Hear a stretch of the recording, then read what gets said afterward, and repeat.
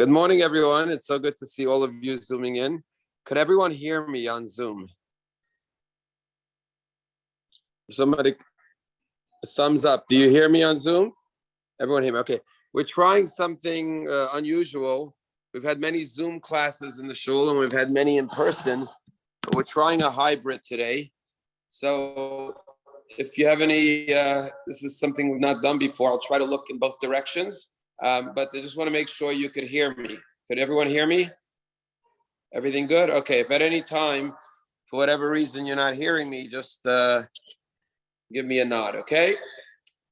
So we're starting a very interesting series, and the series is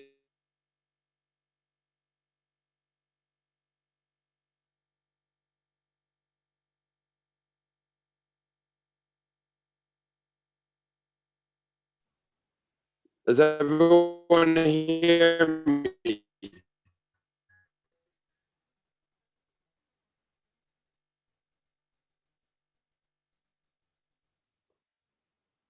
Technology. Okay, one more time. I apologize. You hear me? Okay, good. Good.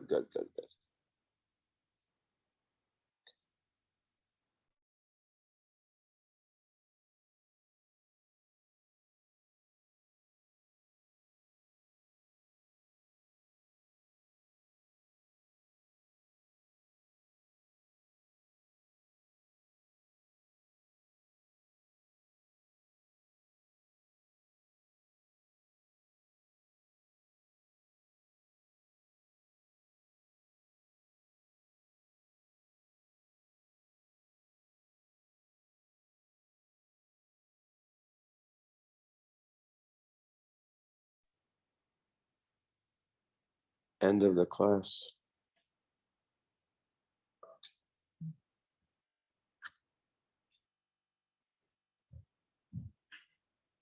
Okay, I'm sorry for asking the same question over and over again. Do you hear me now? Okay, good. Okay, terrific. Thank you. If there's any problem, just post that you can't, okay? So we're starting a new series called Does Judaism Believe in? And the first topic is reincarnation. Now, just for a survey, just out of curiosity, what do you think the answer to that question is? Does Judaism believe in reincarnation? Yes. So everyone in the class seems to say yes. Does everyone here believe in reincarnation? Yes. Okay, very good. We're getting a lot of yeses on Zoom. I like the interactiveness. So since the 13th century, which was when Kabbalistic teaching started to be revealed more and more, obviously Kabbalah was revealed. Kabbalah is one of the four areas of Judaism. Just for a little background information, there's a word called pardes, which means orchard, and it stands for the four levels of Torah interpretation. Pshat, the simple literal meaning. Remez, what is alluded to, what the rabbis deduce reading between the lines. Drush, which is the homiletical, and then there's Sod, the secrets of the Torah. Kabbalah is the secrets of Judaism. Now, someone said to me as a joke, do you know what the secret of marriage is? A good marriage? I said, no. He said, it's a secret, right? Why would there be a form of Judaism that's a secret, right? So what it means is that it was a secret for a period of time, but it was revealed by Rav Shimon Bar Yochai, who we celebrate on Lag BaOmer, the great rabbi who lived in the time of the destruction of the temple. Why did he reveal it in that era? Because he felt that Jews were going into a long exile, and they would need the extra dimension of the hiddenness, the spiritual depth, the soul of the Torah, as it's often referred to guide them through the darkness of the light of the night of exile. So when you're going on a dark journey, you take extra flashlights, right?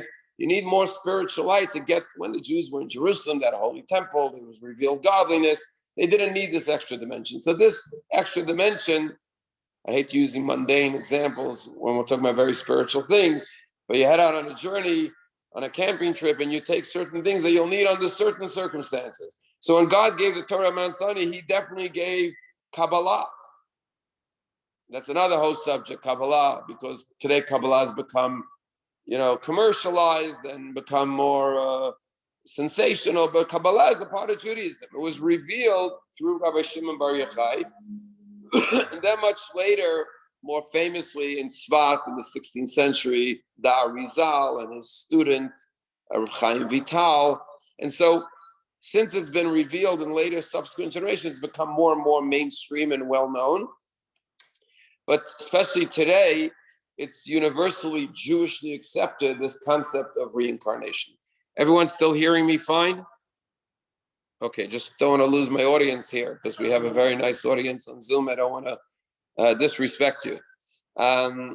So before we start jumping into Jewish mysticism, the concept of reincarnation, which, by the way, the word in Hebrew for reincarnation is Gilgul, or Gilgulim. As a matter of fact, Rabbi Chaim Vital, who's a student of the Arizal, wrote a whole book called Sefer HaGilgulim, the book of reincarnation. That's how prominent Gilgulim is in Judaism. Now, what does the word Gilgul mean?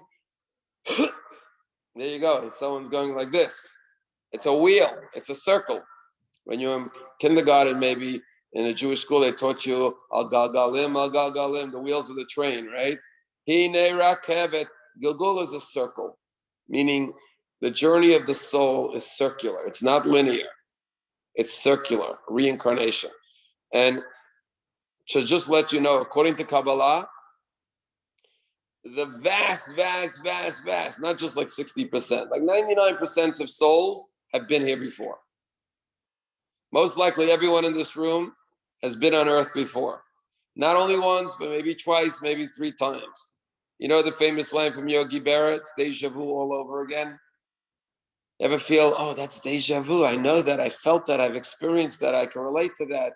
Where do I know that from? I have this intuition, right? This is all part of Gilgul. Your soul has stored information beyond that your mind can even process. That's in general, because it's spiritual. But even from previous lifetimes, and anyone ever hear of Dr. Brian Weiss? Many Lives, Many Masters. He wrote a book, I think back in the 80s, where he proved scientifically under hypnosis, where people were put under hypnosis and they were talking about previous lifetimes, even speaking languages from origins of foreign places that there's no way they could have known had they not lived there, and only came out under hypnosis.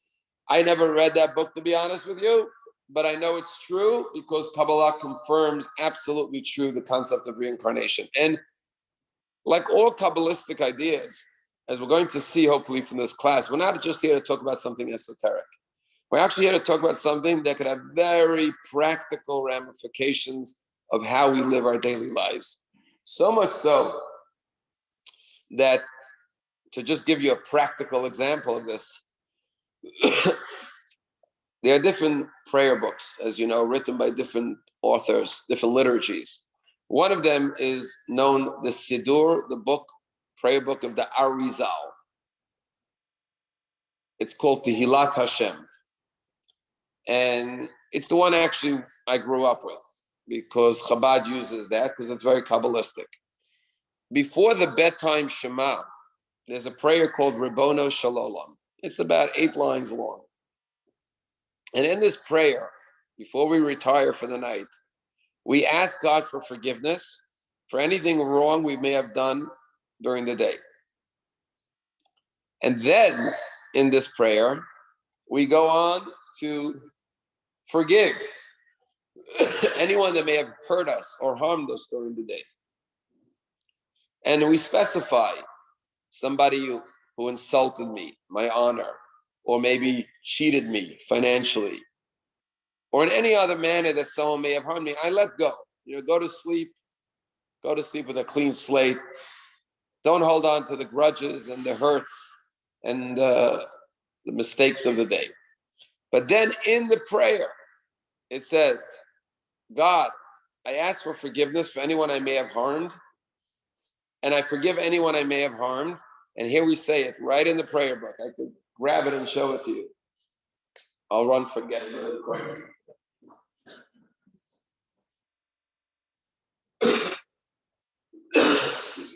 So I'm back. Everyone can still hear me?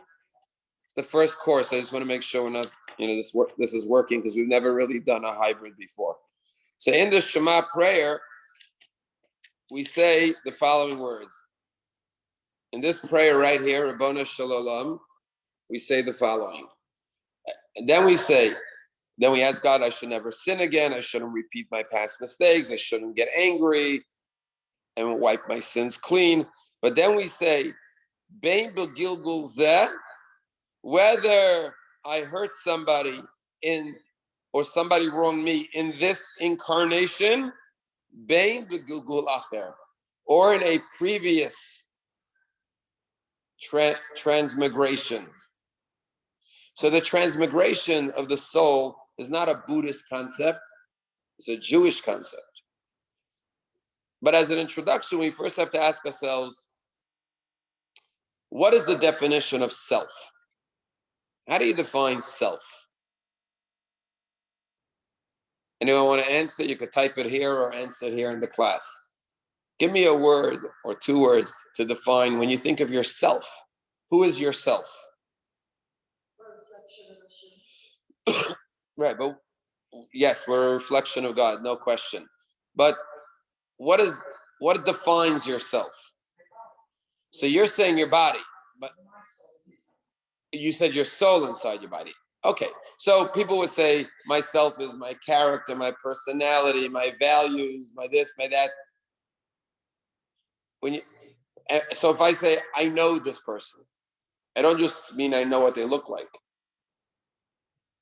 That's like, oh, I recognize that person.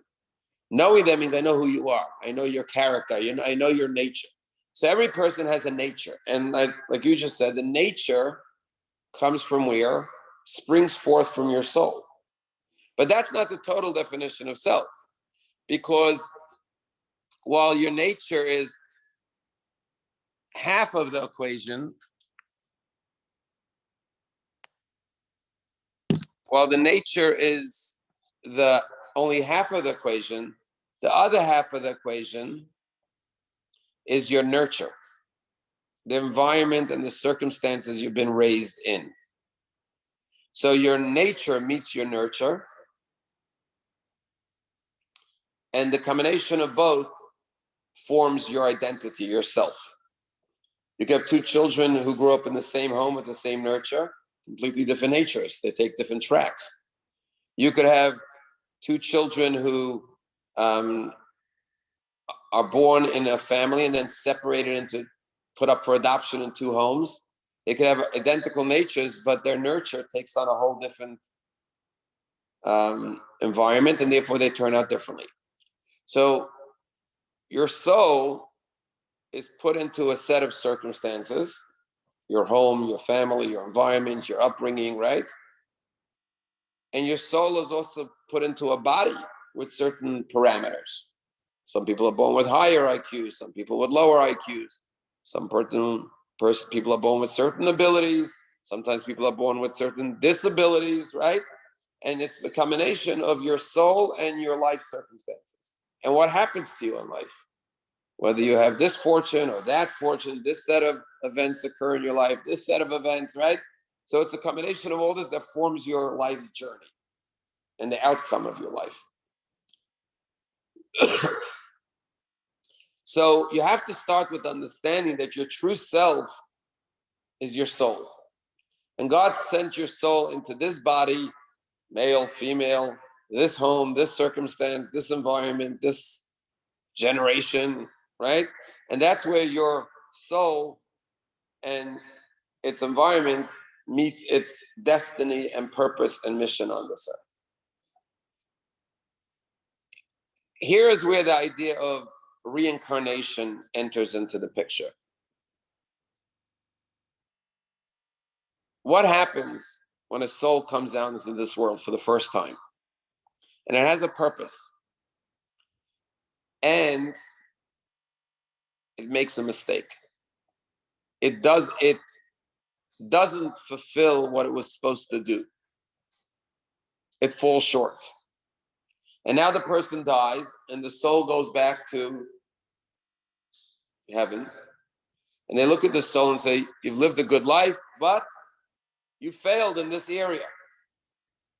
So there's one or two choices. Either that soul lives permanently lacking the fulfillment of its soul's purpose, or God does an unbelievable act of kindness and allows that soul a second opportunity, a second chance to descend again into this world, into a body, to rectify, to repair. It's called a tikkun, a fixing of sorts, of the shortcoming and the failing of its first lifespan. Now, there are many examples in biblical literature where Zohar and Kabbalah points out that this person was a reincarnation of this person. But one that we just read yesterday, so it's perfect timing, is the story of Noah. We all know that Noah was a tzaddik, opening passage of the Torah portion. However, the Torah says that he had one failing, and that was he never influenced or persuaded anyone else in his generation to change their ways. As we said, Noah was a tzaddik in a fur coat. When it's cold, you could put on a fur coat or you could light a fire. If you light a fire, the whole room is warmed up. If you put on a fur coat, you keep yourself warm. Noah isolated himself and his family, saved his family, but he let the world drown. Says the Kabbalah that Noah was reincarnated as Moshe Rabbeinu, as Moses.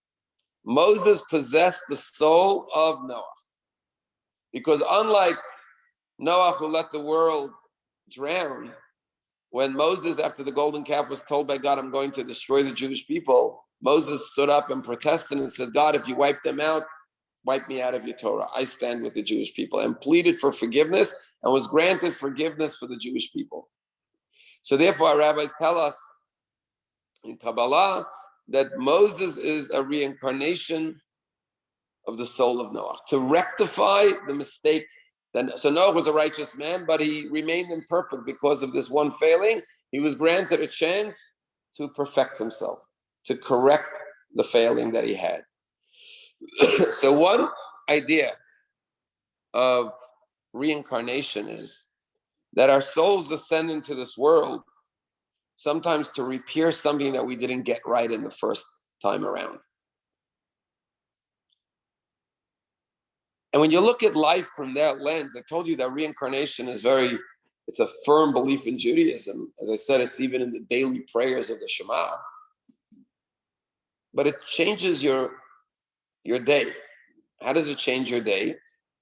Because when you meet a challenge or a circumstance, you could always ask yourself, Why am I facing this predicament or this struggle or this problem or this challenge? Maybe it's my opportunity to fix something that I did wrong in a previous lifetime. So the Baal Shem Tov famously once said, and of course he was a great student and teacher of the esoteric Kabbalistic teachings of Chassidut and so on. But he once said famously, I'm going to say it in Yiddish and then I'll translate it in English. A neshama kommt herab auf der Welt 70 oder 80 Jahr, nur zu tun a Teuva a Yidin, und das ist begashmias, wie viel mehr beruchnias. In English, the Baal Shem Tov said, a soul descends into this world and lives a lifespan of 70 or 80 years in order to do one act of kindness to one person, physically, and how much more so spiritually. So now think of this.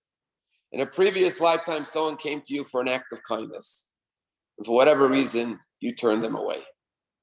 Your soul comes to heaven and they say, great life, but you didn't help that person. Your soul needs a tikkun and needs a rectification. Maybe you shamed that poor person who needed help and you yelled at them and chased them away.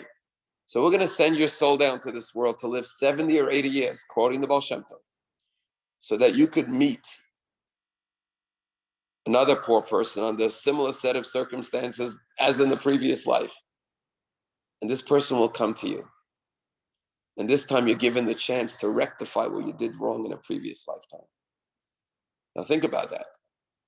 If you blow it, the whole purpose that your soul had to come down was in vain, for naught. This is the test of a lifetime. And thank you.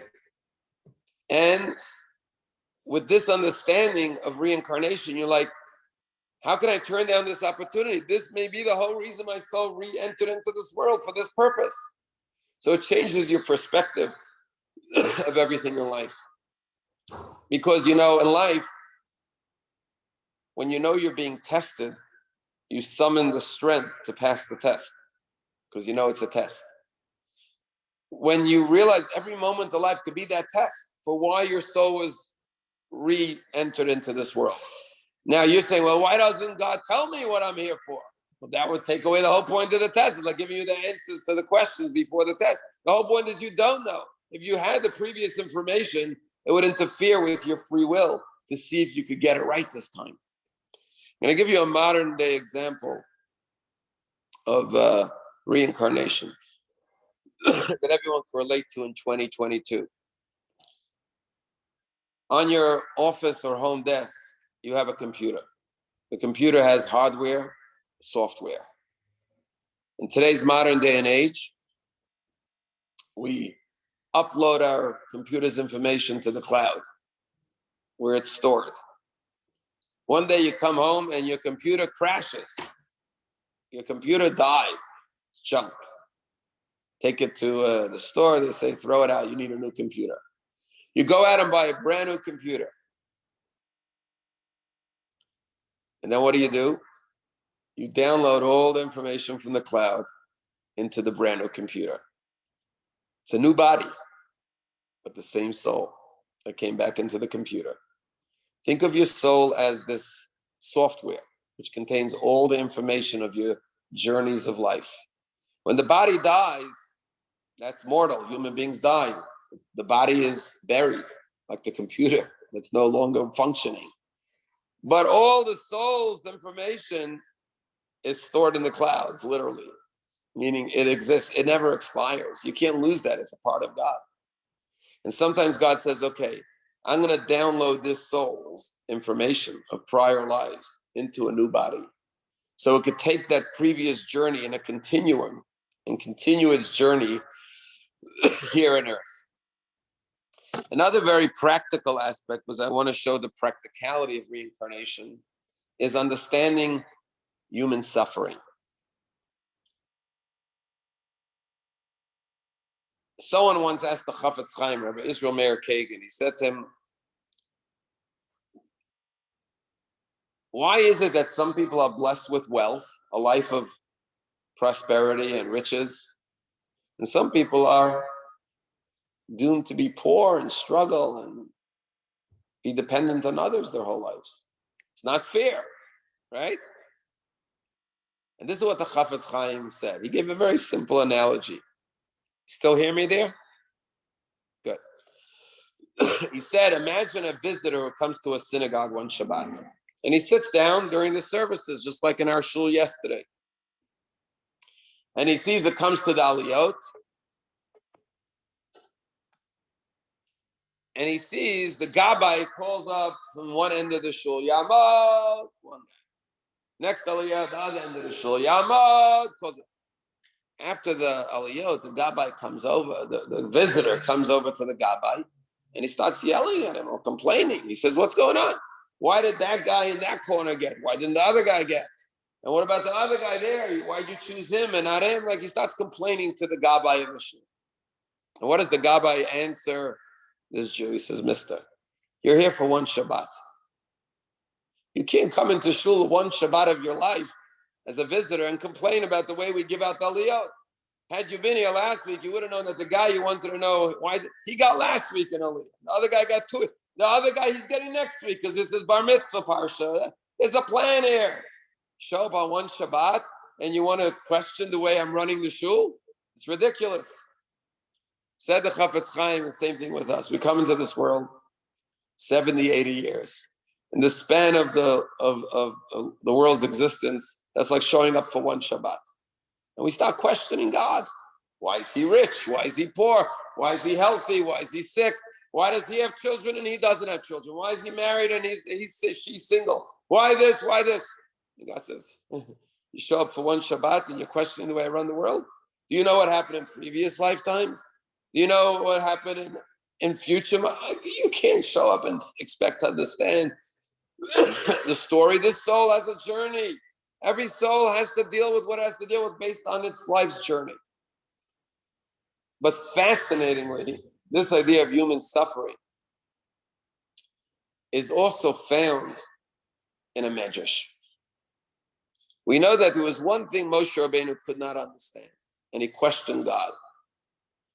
And we find that in the Torah, he says to God, Hareini nat kodecha. God, show me your face. Show me your glory.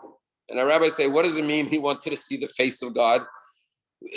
No human being could see the face of God, and God doesn't have a face. That's a metaphor. What it means to say is God, this is the question the Talmud says Moses was asking is, why do sometimes the righteous suffer and the wicked prosper? This is the question that even Moses wanted to understand, which is the greatest question in the world. Human suffering, human tragedy, the Holocaust, right? This is the one thing that perturbs man and puts into question God's existence. If God is God and he's a loving God, why is there human tragedy and suffering? So the Medrash says that God answered Moses with the following scene, showing him the following scene. This is a Medrash. Because God said you could see my back, you can't see my face. What does that mean? My back, not my face. So God said to Moses, showed him the following scene. And here's the story in the Midrash. Moses is shown the way there's a guy traveling on the road. And he's tired. He's riding his horse or his donkey. And he stops in the forest by a tree to sit down and rest. He ties his donkey to a tree, sits down, drinks from the brook of the water, relaxes, and then takes a little nap. As he's taking a nap, he puts down his purse with his money. Finishes, wakes up, gets on the way, forgets his purse behind, leaves it by the tree. Moses is watching this. The guy leaves. A little while later, a second traveler comes along to rest at the tree and sees the purse with the money. Finds the purse of money. There's no name, no identification marks. Takes the purse and goes on his way. Then a third traveler comes. Sits down by the tree. Must have been a nice resting spot with a bench and a water. He relaxes, drinks. Suddenly, the first guy comes galloping back. He realized he forgot his purse. He sees the guy sitting there. He says, "Hey, where's my purse?" The guy says, "I don't know what you're talking about." He says, "Come on, I left my purse. So you know my purse is laying around there. You took it, right?" He says, "No." Starts beating him. "Give me my purse. Give me my purse." He's beating him. Poor guy's like, "I don't have it. I don't." Finally leaves him black and blue. And the guy says, "I don't know what you're talking about. I don't have your purse." And finally the guy gives up and he leaves. So Moses says, "God, where's justice? This guy's innocent. The second guy took the purse. Why is he getting a beating?" And the second guy got off scot-free with the purse. So God said to him, let me explain to you what happened in a previous incarnation. There were two fellows who had a financial dispute. And fellow A cheated fellow B out of a sum of money. They went to court, and the judge ruled falsely in favor of fellow B, when fellow A really was right, and fellow A lost this money to fellow B. So God sent their souls back into the world. The guy who lost the purse by the tree, that was fellow B. The guy who found the purse, who came along, was fellow A. God sent them back into this world so he should restore the money that he stole from him in the previous incarnation by having him leave his money behind. And then the fellow who was cheated in the previous lifetime found the purse and got his money back. And then Moses says to God, but what about the third guy, the innocent guy who got beaten up? And God says he was the judge who gave the false ruling in favor of the guy who was lying, and he was a corrupt judge. So now in this lifetime, he got the beating for what he did. This is a midrash, bringing out the idea that when you go through life, we all have questions. Why, me, him, her? It's hard to understand. But if you take it in the context of the idea of reincarnation, then you understand that there's more than meets the eye. It's like if I give you one piece of a puzzle, and I said, tell me what this puzzle is about. You're like, I can't judge a puzzle's picture based on what you got to give me all the pieces around it. There's so much more than meets the eye because our souls are here on a journey. There's one other idea about reincarnation that I want to share, and that is the idea not that you need to repair something of a previous lifetime that you did wrong, but you need to sometimes complete something. Now, what does it mean you need to complete something? There's something that your soul, there are many mitzvot in the Torah, 613. And maybe you lacked a certain mitzvah that you didn't perform in your lifetime. Not that you committed a sin that you have to rectify, but you need to fulfill something that you didn't fulfill in a previous lifetime. So your soul is sent down to fulfill that purpose, to complete that mission that was not completed. Now, how do you know if your soul is here to complete a certain mission and what that mission is? So there's a concept in the Talmud called Bameh Havizar Tfei. What is your mitzvah that you perform with the greatest passion and devotion? You ever see people in life who are really passionate about a certain mitzvah? This person loves helping poor people. He's always with the, right? We had a member of our shul, we do have a member. He hasn't been in shul for Sid Elman, should have a refuah shalema. He would volunteer in the NICU, always hold the babies in the NICU. Very attached to babies, right?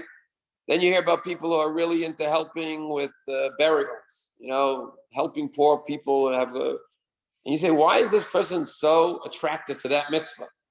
Why is that their life's mission? People who have spend their life devoted to building an organization to help people in one area of life. What's their connection? We just gave out sneakers at the shul last week. One of our members, Bill Forster, has started an organization single-handedly, sneakers for poor children. Gives out tens of thousands of pairs. What's his connection to sneakers and children, and why this particular? Everyone has their people say pet peeve. That's a negative thing. Your pet mitzvah, the mitzvah you love, that just I love Shabbos. Shabbos is my thing. I go all out for Shabbos. I know people who, wow, Shabbos, they're preparing from Sunday, They're going out and buying the best whiskeys and the best food and the best meat, and they're inviting everyone. All week is around Shabbos. They love Shabbos. You always find people that have their mitzvah. Some people devote their life to the synagogue. That's their mitzvah. Everyone has their mitzvah. Why does that person get drawn to that mitzvah?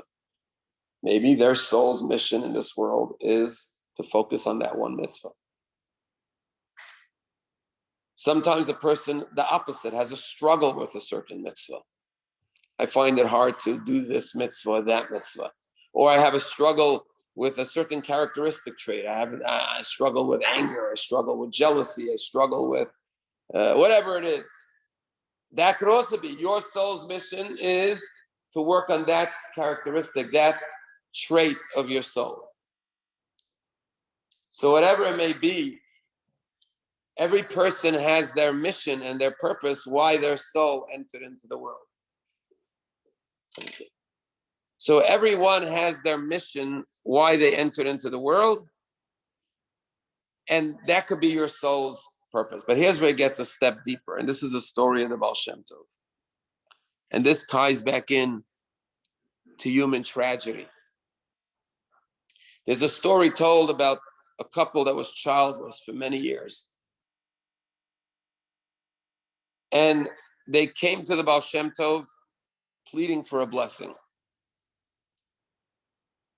They want a child. And the Baal Shem Tov didn't respond. And they kept on crying and crying. They said, we're not going to leave your office till you give us a blessing for a child. So finally, Baal Shem Tov gave them a blessing to have a child. Parents went home. A year later, they had a beautiful baby boy. They were elated. It was the joy of their life. 3 years later, the baby tragically dies in an accident. And the parents are devastated. And they come crying back to the Baal Shem Tov and say, you gave us a blessing for a child. Had we known it would be for 3 years, we would not have taken such a blessing. To finally have that child and then lose that child is even worse than not having the child in the first place. Why did you do this to us? And the Baal Shem Tov says, I knew it would be very painful. That's why I didn't want to bless you. But when you insisted, I gave you the blessing. But let me tell you who this child was. And the Baal Shem Tov proceeded to tell the couple that there was a child that was born into a non-Jewish home. And then at 3 years old, the parents decided they couldn't raise this child anymore and gave the child up to adoption to a nice Jewish family. And this child started to be raised in this Jewish family with a Jewish life, with Torah and mitzvahs, and became an extremely righteous human being. Became a tzaddik, a really saintly, holy, righteous person. And they lived a life of extraordinary greatness and beauty and goodness and Torah and mitzvahs, reached very high spiritual levels. The soul came up to heaven at the end of its life, and he lived an extraordinary, exemplary life. When they reviewed the life, they realized there was one piece missing for the soul to fulfill its absolute completion in the next world. And that was the first 3 years of its life, when it wasn't raised in the environment of Torah and mitzvahs. And so it was deemed in heaven that this soul will come back to earth to relive the first 3 years of its life in a righteous Jewish home, raised with a Jewish home. So it now can complete the journey of its soul from the previous lifetime. And that was the soul of your child. And you had the merit to allow this soul to fulfill its destiny in this world. And now it can go to its eternal rest in Gan Eden and in paradise. And this was the comfort that the Baal Shem Tov gave these mourning, grieving parents. So, reincarnation, obviously we don't have the full understanding. God deliberately hides from us our soul's previous journeys. But having said that, it allows us to at least, and sometimes, I grew up in the world of Chabad with Lubavitcher Rebbe. And people would often go to the Rebbe for advice. Now, it's one thing if you go to a tzaddik, and this is not something with the Rebbe. Throughout generations, people will go to tzaddikim for advice. Now, what kind of advice would you go to a tzaddik for? You would think spiritual advice. Of course, how do I pray better? How do I learn Torah better? How do I become a better human being, a better Jew? But Hasidim or Jews would not only go to tzaddikim for physical material, they go for not just for spiritual, but for physical advice. Should I move here or should I move there? Should I go into this business or that business? Should I get married to this person, right? The Rebbe doesn't know business. He doesn't know real estate. Why are you asking him material things? He's a tzaddik. And the answer is because a tzaddik can see your soul and the journey and the purpose of your soul. You may not know where your soul needs to be and what it needs to do. But the tzaddik could look at you and look into your soul and say, your soul needs to live in this part of the world because that's where you're going to fulfill your mission best. And you need to be a doctor versus a lawyer versus, right, which profession? Because your soul has its tikkun in this realm. And you need to marry in this realm. And that's why we seek the advice of tzaddik, because their eyes can see things that we can see, like with the story of the Baal Shem Tov. And this is all tied into the idea of your soul's journey in this world. To use an analogy of nature to understand the idea of Gilgul, of reincarnation. You know, sometimes you plant something in a certain soil and it doesn't really grow, doesn't take root. I think with wines, it's particularly, right? You need, for vineyards, you need certain climates, certain places, right? So someone who makes wine tries planting grapes in a certain climate, it doesn't go well. So what does he do? He uproots it and plants it in a different environment, in a different soil. And suddenly it takes root and it prospers.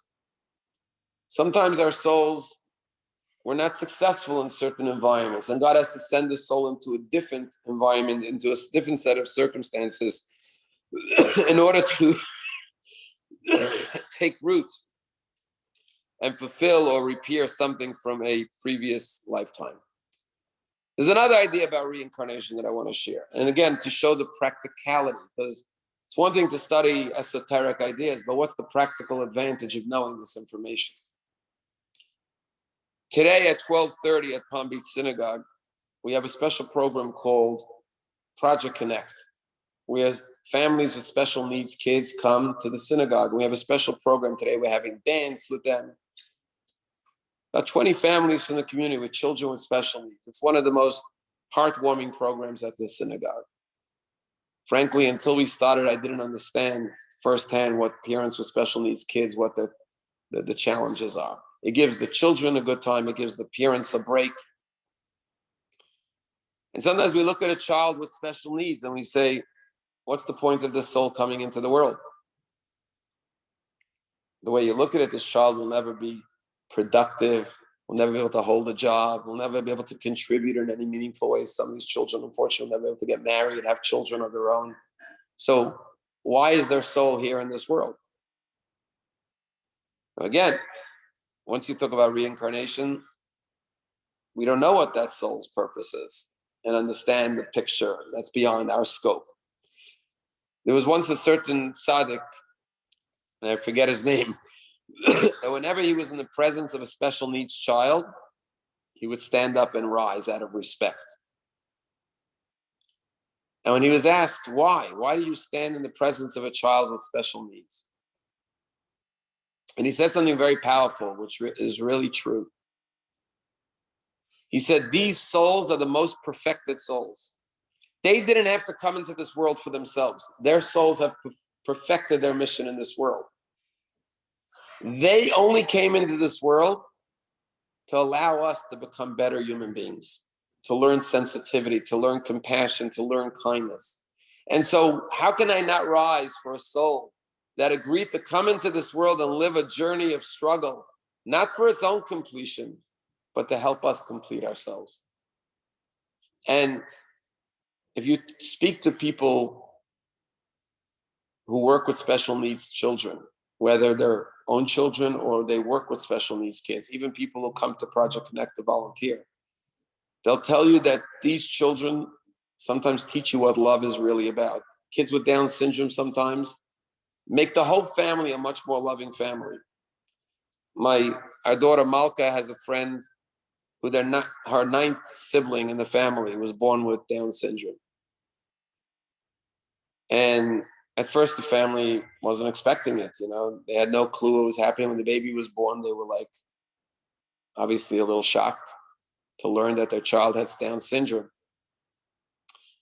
But the parents, good parents, and they said, you know what? It's a blessing. God gave us a blessing. They named the child, the girl, Bracha.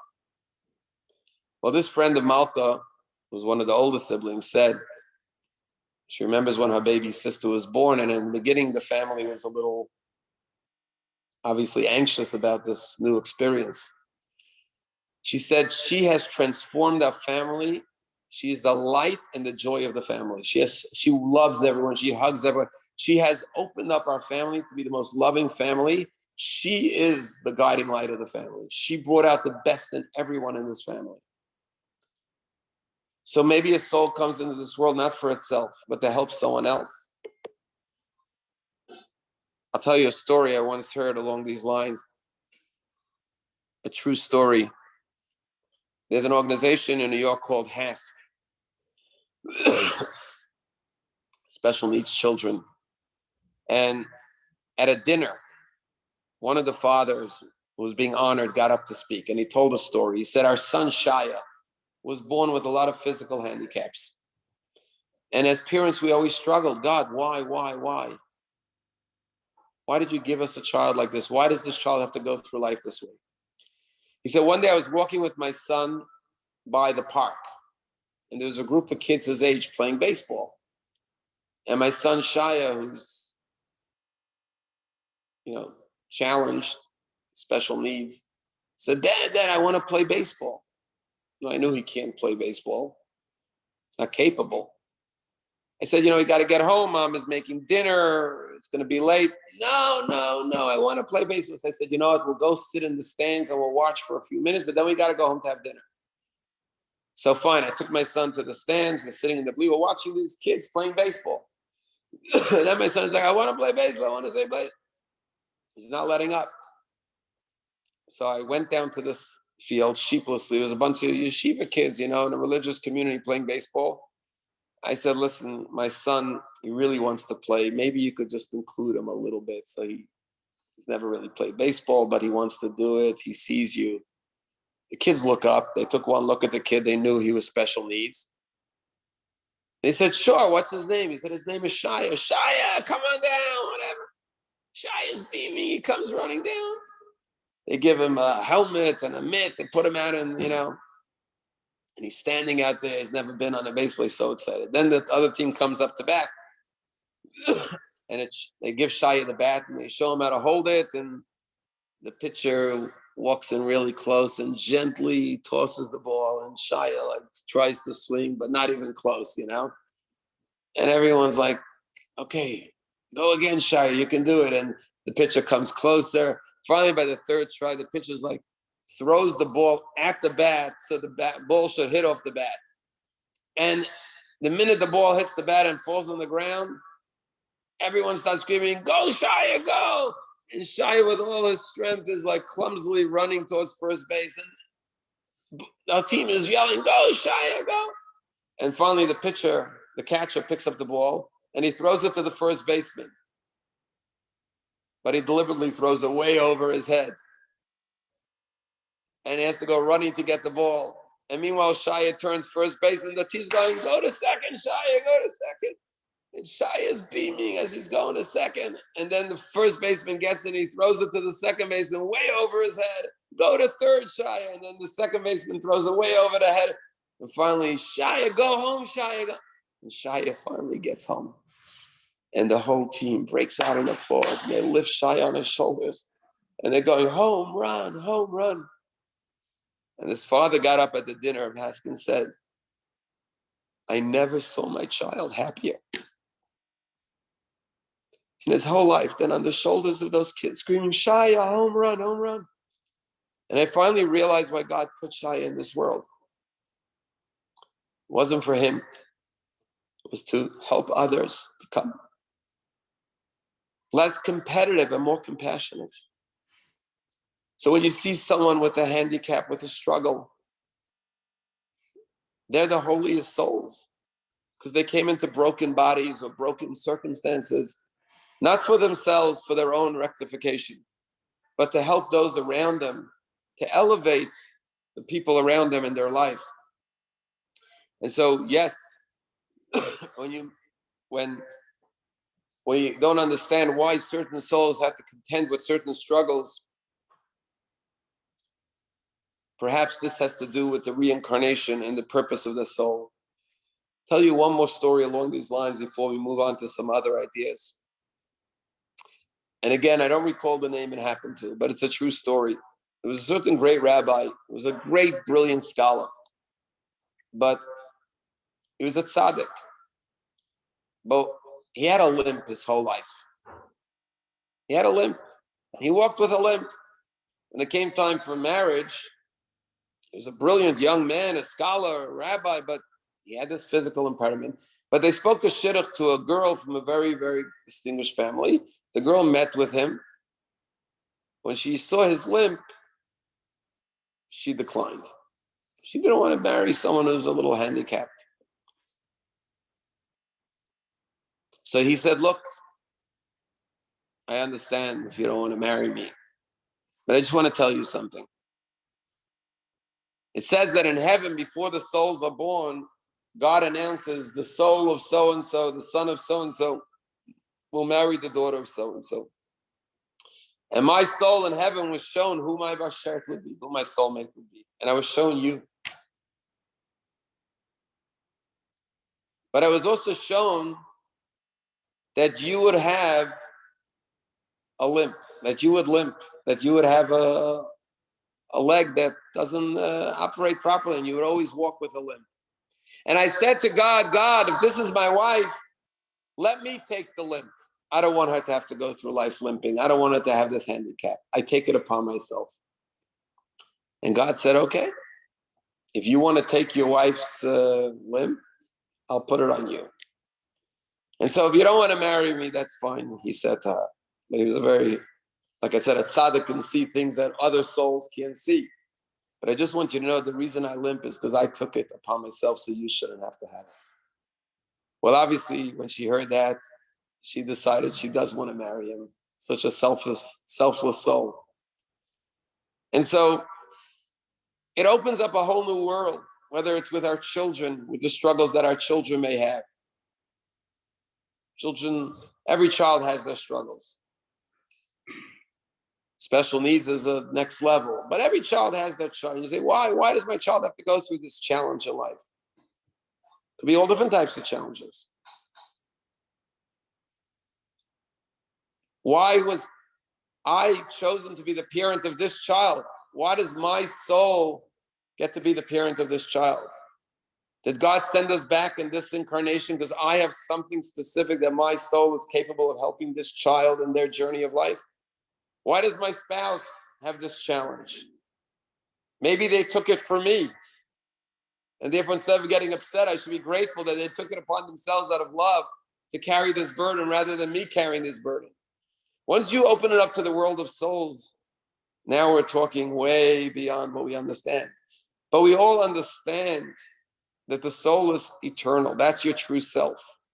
And we all know we have, like I said, Dr. Brian Weiss talks about many lives, many souls, many masters through hypnosis. But I think even without hypnosis, we all know certain things. I'm going to get into some other heavy things. You know, our generation has seen the biggest Baal Teshuvah movement we've ever seen. It's unprecedented. I don't know the numbers, but tens of thousands, maybe hundreds of thousands of people who grew up with no Jewish education. Maybe in your own family, you have a child, a sibling who wasn't raised religious, observant, but chose to become a completely observant Jew, which is very unusual if you think about that, right? It didn't happen before in Jewish history. Why now? And you and I know It's not easy to change one lifestyle change or one habit, right? If you said to me, give up coffee for the rest of your life, it would be pretty hard for me personally, right? But someone else says, I'm becoming religious, I'm giving up 100 non-kosher foods that I'm used to eating for 30, 40 years. Like, I have a lot of respect for those people, right? Or start doing all these new mitzvot that you never did. Learn Hebrew, go to shul, keep Shabbos, keep Shabbat kosher. Where does that come from? And I once heard it said from a certain great tzaddik who said that 1.5 million children were murdered in the Holocaust. And the Balchuvas are the reincarnations of the souls of those children who never got to live their lives, who are now implanted in their souls. And this is another concept when you get into reincarnation. And now we're getting like deeper beyond deep, but just to touch upon it is something called a dibuk. Now in English, I think it's called a dibuk, but in Hebrew, the word dibuk means attach. And you need exorcism to take out the dibuk. This is Kabbalistic. That sometimes in a negative way, a soul from a previous life clings on to your soul. It doesn't want to let go, and it torments you, and it causes you anguish. And you need exorcism to get the dibuk out of you. It's not a soul, it's a spark of another soul trying to grab a hold of you. Why? Could have been all sorts of things. There's a story told about a certain man who was engaged to a certain woman and rejected her in a humiliating way and never asked for forgiveness. And the soul of that woman came back as a dibuk to this man and wouldn't let go of his soul. That's on the scary side. But on the good side, there's always good news. There's something called ibur. Ibur literally means impregnation. That sometimes your soul becomes impregnated with the spark of a soul of a righteous person to fulfill a certain purpose. So your soul has to now fulfill a certain challenge, and you need extra strength. And God will send a spark of some great tzaddik from the past to be impregnated in you, to give you that extra wherewithal. And this idea that certain souls are impregnated with the souls of the lives of the 6 million to help them fulfill a purpose, to live on their behalf, so their souls could have a continuity in this world. This is another concept of ibur, where a soul attaches itself to you in a positive way, like impregnation, to assist you in your journey. But even regarding the Holocaust, there's certain people who we all know about the Holocaust, we all learn about it, we all read about it. But there's certain people who devote their life to the Holocaust, whether it's to education of the Holocaust or building museums, or they're just, I've met people like this who said, ever since I was a child, I was obsessed with the study of the Holocaust. As a child, all I could think about was the Holocaust. I couldn't read enough books about it. I would dream about it at night. And they said to me, I almost feel like my soul was in the Holocaust, and that I still have it in me. And I can relate to everything, and I want to know more, and I want to do more, and I want to preserve their memories. And I don't know where this drive comes from, but I feel when I read some of these stories that my soul experienced this in a previous lifetime. So as we conclude, and I'll try to leave just 1 minute, is a lot of levels. If you get into Kabbalah, you may be asking questions like, well, if your soul has been here many times, Judaism believes in resurrection of the dead. Which body will you be resurrected in if your soul lived in many bodies? There's different opinions. Some say your first body, because that was your original journey. Or some say the last body, because that was the conclusion of your journey. Some people say different sparks of the soul will go into different bodies in the resurrection. Different opinions. There's also the concept, just because you may be wondering, to round out the subject, but we can't get into it. Can a soul of a human be reincarnated in a lower form of life?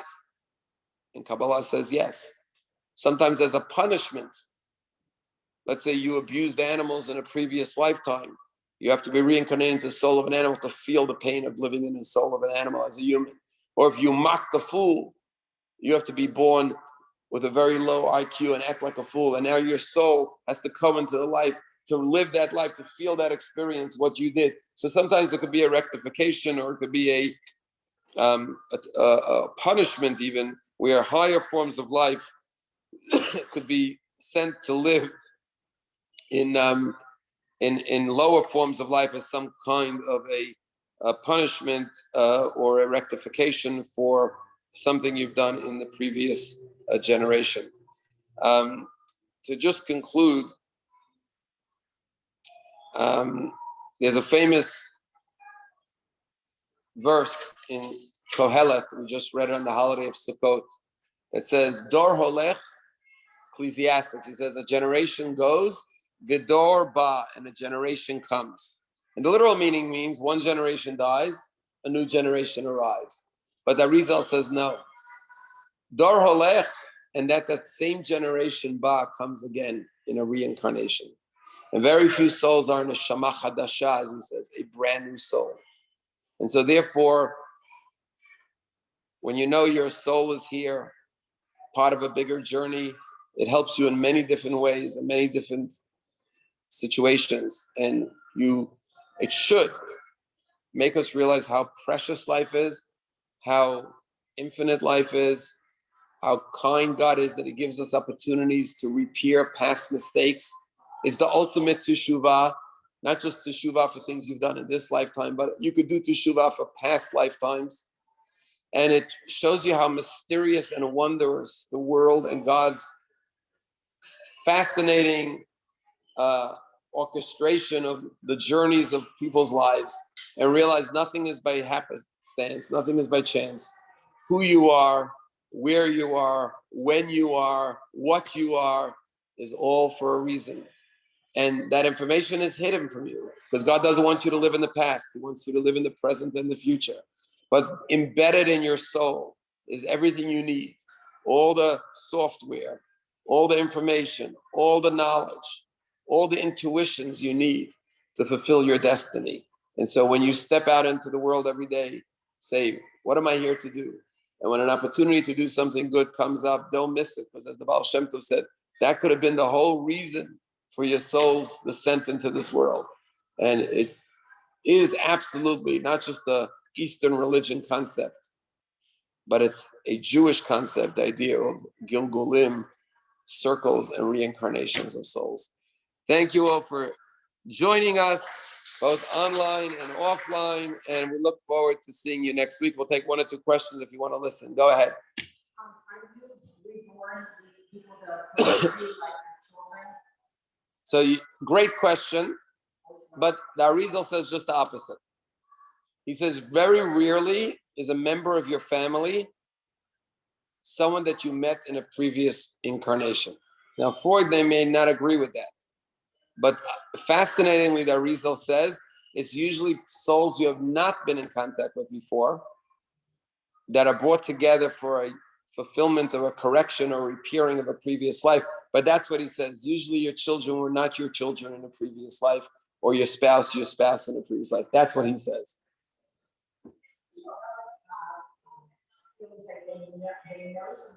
They know that's fine, something else is forgiven.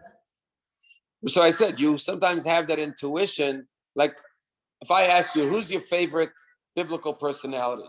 I know I have mine, right? For me, it's Joseph that we're going to read about. I just always felt such a deep affinity and love for Joseph on many, many levels. Something in my soul resonates with everything about him. The way he overcomes all the past hurts and the way he forgives the brothers. And it just, you could feel an affinity to a certain person in the Torah or a certain tzaddik in history that you become very connected to. Why do certain people follow certain great rabbis, tzaddiks, and certain chassidim? There's migration of souls we don't know. So maybe you have a spark of this person in you. Yes, but again, we no one claims the Arizal maybe had all the answers. We're just getting a little glimpse. The veil is parted. We know it's there. We know it exists. But yes, that's where sometimes our spiritual intuition is coming from. And like I said, deja vu all over again. We often have that experience where like, I feel like I know that from somewhere. Like this happened to me somewhere before, right? Deja vu, that's what it means. Deja vu is a spiritual concept that's backed up by Kabbalistic teachings. Last question, yeah.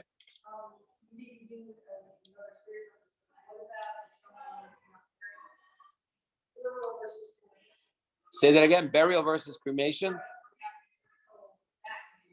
Well, we know Judaism believes in burial, not in cremation, but the soul is not affected by burial or cremation, unless you ask about resurrection of the dead. But as far as reincarnation, the soul Like I said, it's like what's uploaded to the clouds. The soul goes, King Solomon says also in the book of Ecclesiastics, he says the earth, the body returns to the earth from where it came. The soul returns to the God who gave it. So like I use the analogy of the cloud because I love the fact that it's uploaded to the clouds. Your soul, when a person dies, the body goes into the earth, but the soul is uploaded to the clouds and it's never lost for eternity. We see in the modern world analogies with modern technology that are literally the same concept. If your information from your phone is stored in the clouds, surely your soul is never lost. The body could die like the computer crashes, but the soul is never destroyed. And what happens with that soul? Either it goes on to its eternal rest if it's completed, but if not, it can come back down in a new body to fulfill or continue its mission on this earth. Sharia. All souls were there at Sinai. That's another beautiful idea. That every soul that will ever be born of the Jewish nation was at Sinai in advance. So all the souls were prepared because souls are eternal. Okay, thank you very much and have a wonderful day. Thank you all for joining. We'll see you next month, God willing.